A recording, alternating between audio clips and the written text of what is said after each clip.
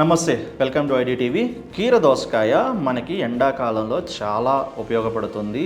ఎక్కువగా నీరు అధిక శాతం ఉండటం వల్ల మనం ఎండాకాలంలో మన శరీరాన్ని కూల్గా చేసుకోవడం కోసం, అలాగే కొంత వేడిని తగ్గించే విషయంలోనూ. కానీ అదే కీర దోసకాయ ఇప్పుడు అమెరికా వాసులకు మాత్రం అది ఒక చేదు విషంగా తయారైంది. దానికి కారణం లేకపోలేదు. అమెరికాలో ప్రస్తుతం ఇది సాల్మోనెల్లా అనే బ్యాక్టీరియాతో కలవటం వల్ల అక్కడ పండినటువంటి కీర కలుషితమై ప్రమాదకరంగా మారిందంట.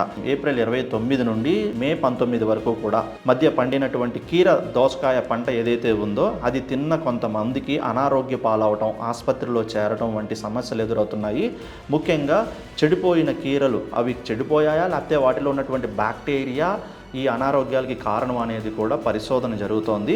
కానీ ఏదేమైనప్పటికీ కూడా ఈ ప్రత్యేకించి ఆ నెలలో మధ్యకాలంలో పండినటువంటి కీర దోసకాయలు తినటం వల్ల చాలామంది కూడా ఆసుపత్రి పాలైనట్టు తెలుస్తుందన్నమాట. దాదాపు 15 రాష్ట్రాలలో ఈ కీర దోస వల్ల అనారోగ్య పాలైన వాళ్ళు 26 మంది, అలాగే 9 మంది ఆసుపత్రిలో ప్రమాదకర స్థితిలో కూడా ఉన్నారని తెలుస్తుంది. ఇప్పటి వరకు పండిస్తున్నటువంటి మన దేశంలో కీర దోసకాయకి ఇటువంటి బ్యాక్టీరియా సమస్యలు ఇప్పటివరకు ఎక్కడా నమోదు కాలేదు. కానీ జాగ్రత్తగా ఉండాలంటూ కూడా ఆరోగ్య నిపుణులు సూచిస్తున్నారు.